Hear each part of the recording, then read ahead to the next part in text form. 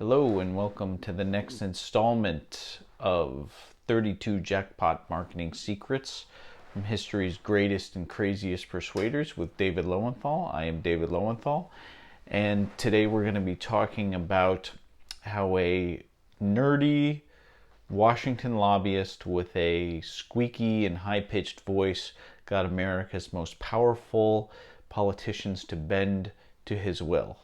Now, am I talking about an oil lobbyist or a pharmacy lobbyist or a union lobbyist or a trial lawyer or military contractor or someone like that? No, not at all. In fact, I am talking about a nerdy conservative libertarian activist by the name of Grover Norquist.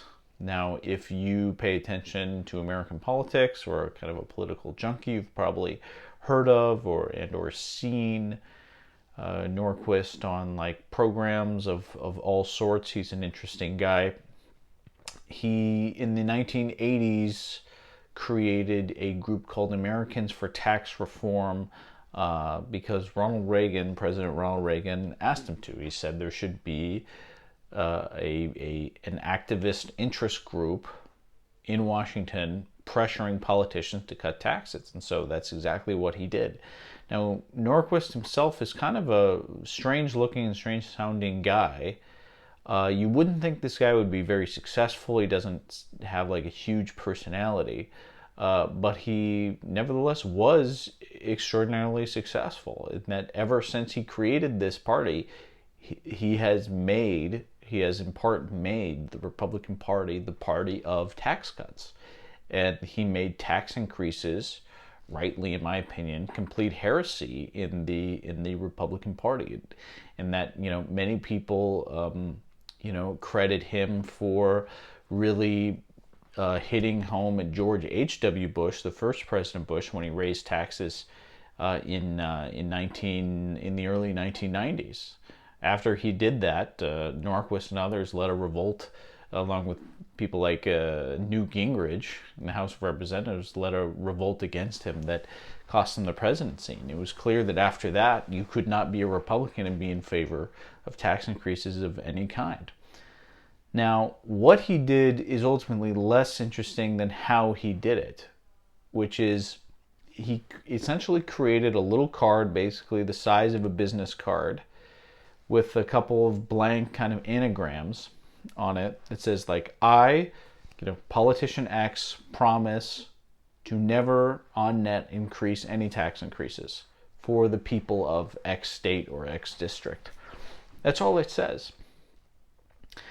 But yet he got pretty much every Republican politician to sign that, and a ton of Democrats to be able to sign that contract. It's not a contract of any kind. It's just a little card. It has no legal backing or significance of any kind. And yet it became a litmus test for conservative politicians running for office. And if you signed that little card and you then voted for tax increases or then initiated tax increases, Grover Norquist would then go to your constituents and say, look, such and such said he would not raise taxes. He raised taxes.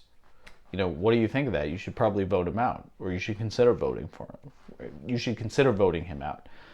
Now, this got liberals very mad because they said that Grover Norquist is he controls the Republican Party, and nobody can raise taxes in the Republican Party because of Grover Norquist. And then his reply is, my little card doesn't make anybody do anything. Nobody has to listen to me. The power is in the issue, and the power in the card is that it symbolizes the issue and where you stand on the issue, and it holds you to account. And I always thought that was an interesting device that I think more political interest groups of all types would benefit from if they did that. It's just a little card that kind of symbolically holds politicians' feet to the fire. And I think it's a great fundraising, it's a great marketing advice. And if you're watching this and you are a libertarian organization, or frankly, if I'm being honest, any type of organization, any type of political organization, offering any kind of political or wanting to get to any kind of political change, you should consider creating a little card like this for your either local or state or federal politicians.